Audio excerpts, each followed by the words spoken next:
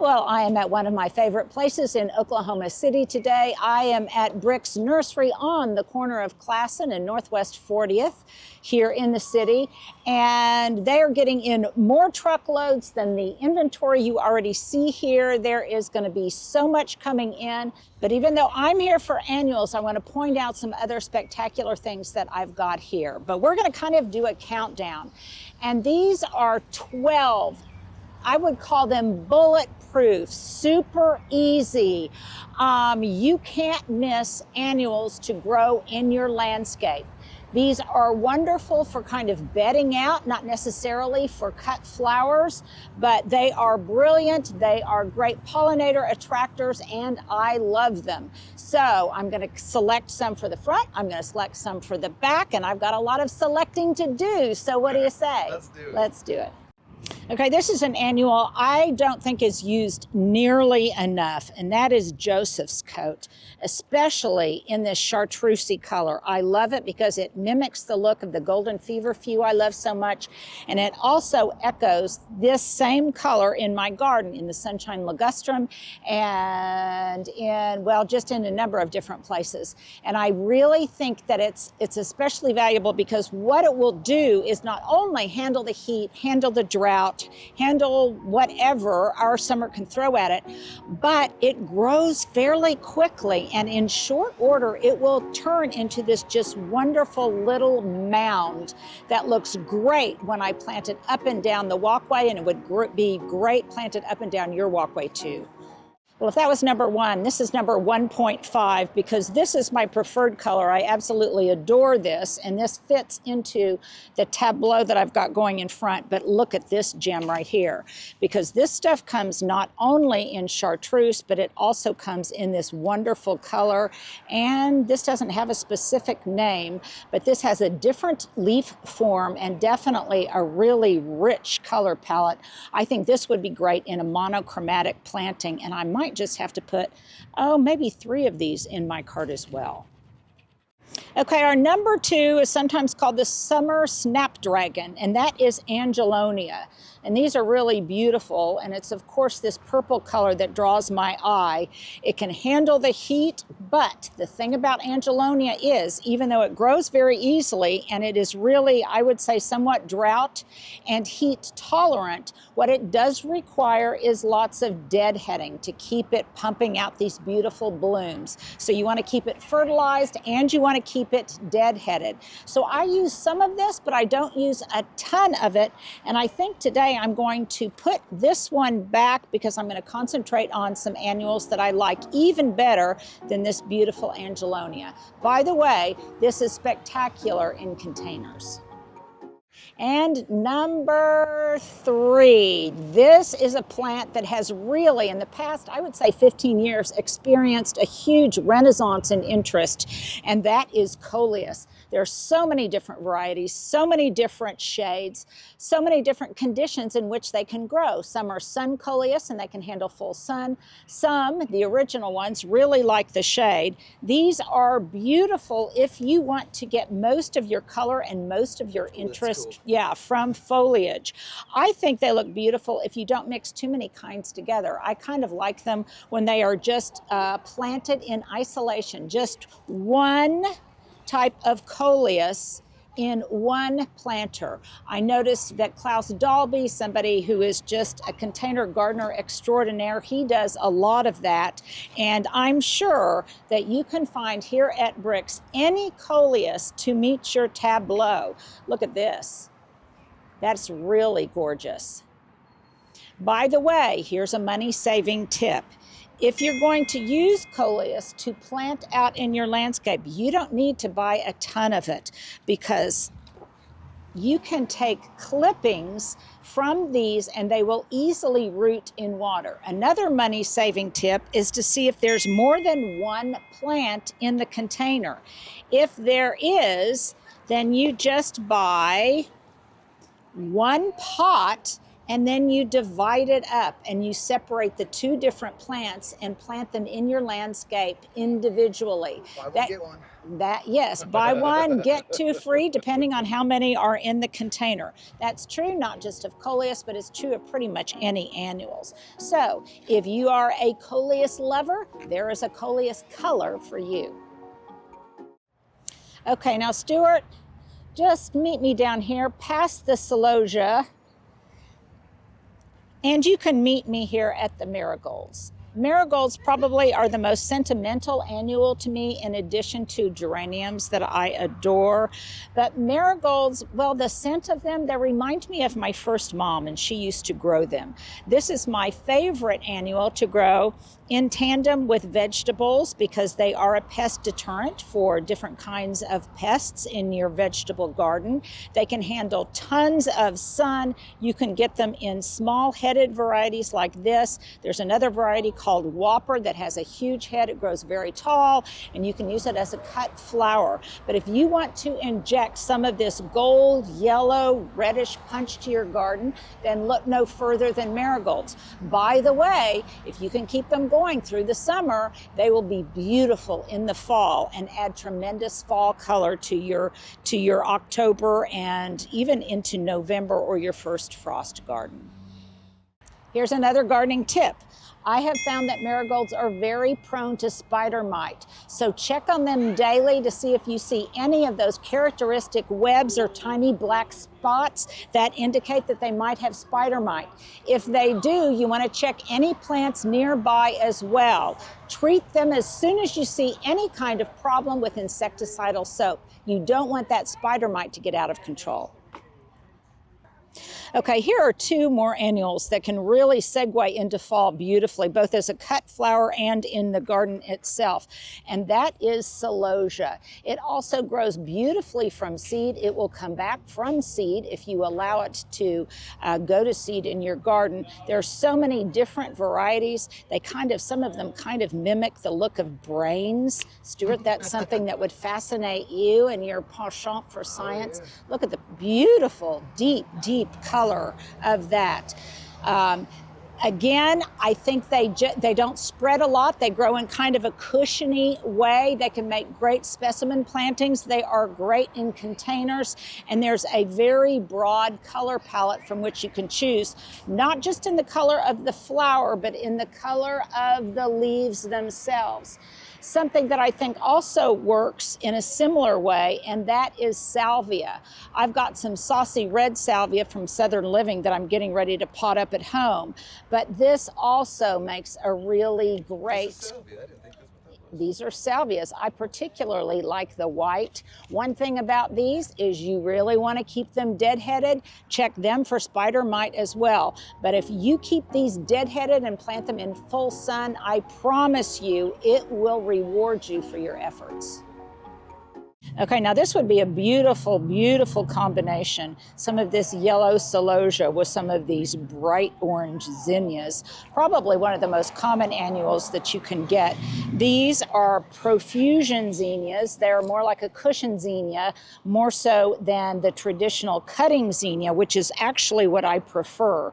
But if you want to do something as a low border at the front of the border in your vegetable garden or even in your front yard, these would be beautiful. They come in all sorts of different colors. They do have a tendency to get powdery mildew, as all zinnias do, so keep an eye out for that. Make sure that they get plenty of air circulation and lots of light. And they too will gift you with bloom after bloom after bloom. They do appreciate some deadheading. Okay, if you want an annual combo for a container or for a section of your garden beds, then this is a brilliant trio, I think. Some of this Joseph's coat with some blooming verbena. This, what variety is this? It may not say, but verbena, perhaps homestead or some other kind of re-blooming verbena is a wonderful trailing element in a container. And then if you want something that gives more of a green look, but with just a hint of lavender than Mexican heather. Man, you can't beat it, and it can't be beat by the sun, by drought, by really high heat. And this would be a beautiful container put together. You could plant a bunch of this Mexican heather in the middle and then have this verbena as a trailer with some of that beautiful Joseph's coat to pop. Probably, I would say, you could get maybe 6 verbena, maybe 5 of the Mexican heather, maybe 4 of the Joseph's coat, and that would be a brilliant formula for a container that you could have on your porch. You could have it by the pool. Wherever you put it, it can tough it out. Okay, verbena is absolutely beautiful because not only does it contribute a trailing element to whatever composition you have, but there's so many different color varieties. Stuart was drawn to this that has this kind of corally pink in the center. It's really a beautiful, beautiful shade. One thing about verbena is it does need to be deadheaded frequently. Sometimes it's a little bit difficult to tell the spent flowers from the new buds when they come out. Do keep an eye on it for spider mite or other kinds of pests, but it too, if you take care of it, if you keep an eye on it, if you keep it deadheaded and make sure to fertilize it pretty frequently, it will continue to pump out these exceptionally beautiful blooms. This right here, I think, would be a beautiful companion to a like-colored mandevilla vine. That would be gorgeous. Now, I'm not particularly wild about the portulaca family of succulents, moss rose, portulaca purslane, as a landscaping flower, though I have seen it used beautifully in areas where it gets tons and tons of sun and where there is excellent drainage and really sandy soil. For me, that's not always the case, but I do love it in containers. And this would be my nominee for the best succulent. This is Delosperma. I love it in this white color, and this would be my nominee for the best annual to get to plant in a container, low growing with a look that has kind of a Mediterranean vibe. Okay, and here's a tip. When I plant containers like this, think creeping thyme or any kind of creeping succulents that are in a mound. I typically look for some that are already starting to sprawl a little bit because I want them to go from coast to coast, if you will, of that container. I especially like them in concrete containers, and when I do this, I typically get an odd number. So in this case, I would get 4 for the periphery, and I would get 1 for the center, and before you know it, they'll all grow together. Okay, now in a previous video, I don't know if it was yesterday's or the day before, I talked about this gorgeous pink mandevilla vine that I've got planted in my window box. And I just said that I think it was the perfect companion to this in color, to this trailing verbena. So I think I need some of this verbena to plant and trail out along with the mandevilla vine in the window box. There's my question of the day. Do you think I need this? And to me, that's kind of a no-brainer of an answer. Okay, this may be the most controversial annual that I'm going to recommend. Controversial because I frankly don't like it that much. By the end of summer, it's sometimes the only plant that's still alive, and while that is very commendable, a lot of times by the end of summer, it also is just eaten. It's got holes in it from slugs. It has cascaded up and beyond and escaped the boundaries of whatever flower bed or container you have it in. You really need to keep it under control. You need to pinch it. You need to cut it back pretty regularly. Now, that is the downside of that rapid growth. The upside of that is those cuttings will root very, very easily, and that way you can get more for less. So don't buy a lot of it, just buy it, take cuttings, root them, and spread them around. It comes in this really, really dark color, which I kind of gravitate to, and then also this chartreusey color that I love so much, but this isn't one of my favorites. Okay, if you love petunias, then you probably love Million Bells because boy, they can pump out the blooms. The blooms are smaller. They are a little tougher, I think, than the larger petunia blooms. But more importantly, I think they bloom more profusely and they bloom better in the heat and in really hot, sunny conditions. They're great for a planting like a window box or a container. I personally haven't had great luck planting them in the ground, probably because I've got very, very heavy clay soil and I tend to overwater. But in a container, they're great. Now, I wish I could find some of the white ones or a companion colored pink that I could put in my window box. I don't see any white ones right now, so I think I'm just going to hold off until I find some white ones someplace, if not here at Bricks. Okay, wave petunias are also great. I particularly like the pink ones. I think they grow so beautifully. I've got this color right here growing in my Easter display, or what was my Easter display. And what color is this? It is Crazy Tunia Black and White, and I think it's beautiful. Oh my goodness, look, Stuart. If you look hard enough, you will find. I did not see these until just now, but look, there you go. There's two white Million Bells or Calibrachoa for my window box. Okay, this is so common, the common periwinkle, that sometimes I forget about it. It is so tough. It can grow in the most dry, hot, sunny of conditions, and it really blooms beautifully. But don't put it anywhere where you are prone to overwatering, because it really doesn't like to get soggy. It can get a kind of virus that can really make it look blemished and unappealing. But there's so many different colors now than there used to be. It is great if you are somebody that has, let's say, maybe a poolside container and you don't get around to watering it very often. If you don't, if it dries out, it will rapidly come back once you give it a drink of water. And I also love the fact that its leaves are very shiny and they beautifully reflect the sun. Okay, this is kind of an unassuming plant, but it too is very, very easy. It is tough, and I like it for maybe an uncharacteristic reason, and that is, even though it puts out these little blue flowers, i.e. blue days, this is blue days, not a specific variety, evolvulus, I can never say that, evolvulus. But what I like about it is if I want a trailer for full sun and I really want it to just mostly be green, maybe as a stand-in for ivy in a shadier situation, then I would use this just for kind of a green on green trailer.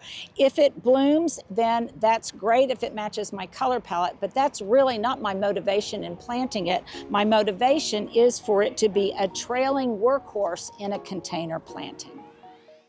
Now let's take a little intermission here for me to show you some plants that are not annuals, but that you want to hightail it to Bricks to find. So many of you comment on the Jane magnolia, the Jane star magnolia that I've got planted in the front right off of the social patio. These are not Jane, but it's one of Jane's sisters and very, very similar. And these are kind of hard to find. Plus, these are absolutely gorgeous, gorgeous specimens. And even though they supposedly are a slow to medium grower, I have found that if you provide them in the right situation, if you give them lots of light, really good drainage, and give them a good fertilization every once in a while, that they will respond accordingly. So, number one, be on the lookout for those. Number two, so many of you guys have asked me about sunshine ligustrum, and it's beautiful. They've got it here at Bricks, and I'm going to try in the next few weeks to maybe do a workshop of all of the different ways that you can use sunshine ligustrum in your beds, in containers, in whatever kind of context that you need a little burst of gold and a burst of sunshine. The other thing that they have here, in addition to some lemons and limes and berries, are these wonderful, very upright olive trees. I already have olive trees, but I am tempted by these every time I come.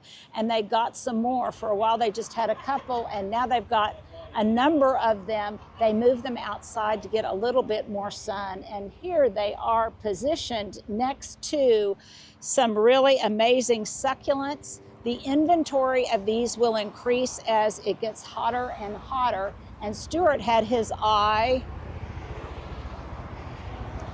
on this beauty over here, which is a Montrose apple cactus. It's these guys. Oh, that's what you had an eye on. Okay, I thought you liked these that I are like just. them both, but that's the one I'm looking at. But this is the one. Okay, this one looks deadly to me, and this is, well, I can't tell what the exact Stenocorius orgon. Kind of sounds like a dinosaur, and that would be appropriate for kind of a comparison for these spiky, succulent beauties. Okay, this is a hard to find plant, you guys, and they've got some of it here at Bricks. This is this wire vine, or Muhlenbeckia. I love this. I especially like using it in containers. I used to have on my back steps at the other house, at the base of my topiary, I had all sorts of this trailing out. It's very lacy, it's very frilly, it's very romantic, and it's very wonderful for your garden. And finally, my last two probably favorite annuals that I put out every year, mostly because of their ability to attract butterflies and other pollinators. And that is number one, the Penta, and number two, Lantana. I think these are absolutely spectacular. And one thing I love is that here at Bricks, they have the exact color of pink I like. And the exact color I like is Lucky Star. And let me see if this is the color. I think it is. I think this is Lucky Star. So I'm getting a whole flat of that. I like it in my containers. I like it in my window box. Well, let's just say I like it pretty much everywhere. And I also like lots of Lantana, because you talk about an economical annual to plant. Now, I do know that in some zones it's even perennial, and there are perennial varieties of Lantana, but the ones I'm talking about are annual in my zone 7B garden. You guys often ask me where I garden, and it's in zone 7B, and I absolutely love Lantana, and I don't know if I love it more or the butterflies and other pollinators love it more. Those are my top two. But I can hear you guys out there. But wait, Linda, what about Sunpatiens? I love Sunpatiens. They are extremely popular right now. One of the reasons I love them, because it's got this geranium red color in one of the varieties, but it also has softer colors, whites, lilacs. These two, they're what's called self-cleaning. You don't need to deadhead them, so they're very, very easy care. They can handle the heat, they can handle lots of sun, and they can handle all of the compliments that they get from passers-by.